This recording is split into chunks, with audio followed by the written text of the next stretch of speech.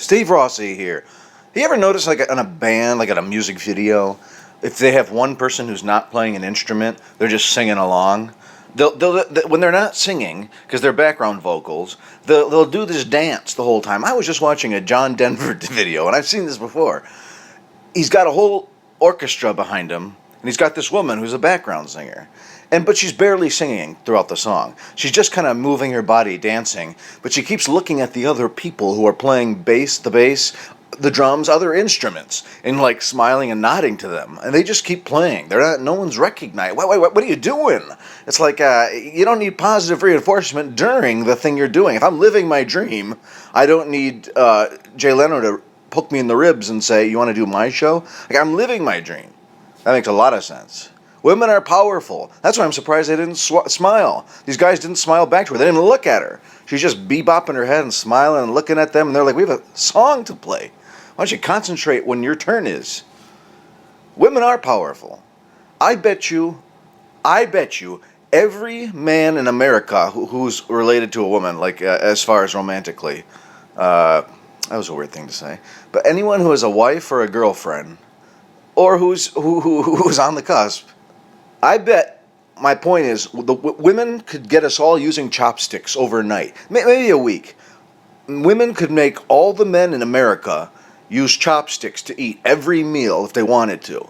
Men would do it. That's why they buy cars and that's why they do things. Maybe some married old guy, some fuddy-dud wouldn't do it, but for the most part, yeah, if girls said, "We're not going to date you anymore unless you're using chopsticks," I'm going to get a monogrammed pair. I don't know. Maybe it's because I talk like this in therapy. I start out with something just totally crazy and random that doesn't even affect my life. But then I really get into it. I mean, I speak 3 languages: OCD, comedy, and English. English. Yeah, boxing I was about to say, but there are a few loopholes in boxing where I might have missed a year or what. Maybe I'm a little weak on a decade. But comedy, OCD, and English, I'm all for. If I don't know a word, I'll ask. So therapists do take me seriously in the sense that my knowledge and my therapists, I have one guy who's amazing, who's at the top of his game with OCD. He takes me seriously despite my joking attitude many times. Sometimes I'm like, "Are you taking me seriously? I mean, do I have to walk in here with a green mohawk and a bone through my nose?" Sometimes I think I'm being marginalized because of my sense of humor. What if I just came in here tomorrow with my head shaved and, a tattoo of fire all over my chest? Then would you help me? He's like, "But I'm helping you anyway, Steve." And I'd say, "Yeah, you're right." Why the violent outburst? Well, it wasn't violent. It was tyrannical. Yeah. Tyrannical Rex. Dinosaurs are extinct. And one day we all will be. I open on stage. I say, "Hi, I'm Steve Rossi, former baby, future skeleton." We're all just skeletons in the making. That's why I don't get how much room do we have on this earth to bury everybody and to keep everybody incarcerated in prisons. Aren't prisoners always just crossing their fingers for the big earthquake? Wouldn't a big earthquake just tear apart a prison? I don't get saving all the worst people for a different time. Like 12 people work at a prison. So if anything goes wrong, don't like it, take them out back, 1 bullet. Take them out back, 1 bullet. The cost of capital punishment is so expensive. Yes, because you're mixing dyes and serums and injecting him with a gas. 1 bullet outside costs nothing. I don't even have the gun, but I think I have a bullet on a keychain. I'll nail it into his forehead. They say, "Yeah, but would you be the one to do it?" Yeah, I'd pay to be the one to do it. This man raped 6 children and 1 adult. All right, it doesn't matter to me. I said I'd pay to do it, whoever the guy is. Put the bullet in the thing, and I've shot 5 bullets in my life. I hit 4 skeet targets that were like 500 yards away. My friends are like, "Yeah, you're a really good shot."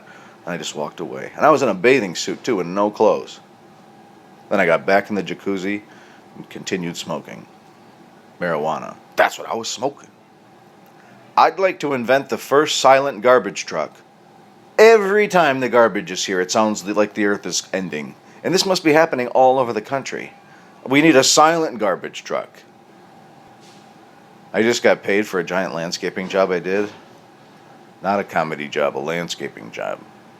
And I was like, wow, this is more money than I actually have saved. And I was thinking of like, what if it was all in one bill? They did make a $10,000 bill. I think it'd be weird to have all your savings in one bill. That's where I'm getting at. Think about that. I mean, you're surround. All right, if you have all your savings and you're surrounded by like tens and twenties, the room is going to look pretty full for the average not me. But for me, it's like I should just put all my savings in one bill. So like, you know, I just think it'd be easier to carry around. Everywhere I go, I carry a box of money full of money.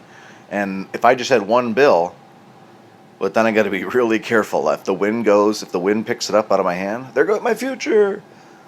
Or if I washed it, did you wash my life? Oh, I washed my life. I don't know why I'm asking, did you wash my life? I do my own laundry.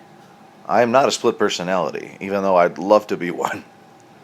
I just think it'd be interesting to when people say you're in a bad mood. Yeah, well, I'm Phil. You're terrible in bed. Call me Eddie. You keep screaming at me. Who, Ralph? You got here on time. That's because I'm Steve. And I abided to my New Year's resolution of being on time. Today's January 2nd, yes, but so far, since I left my house, 1 for 1. Sometimes people ask me, Steve, are you okay? No. No.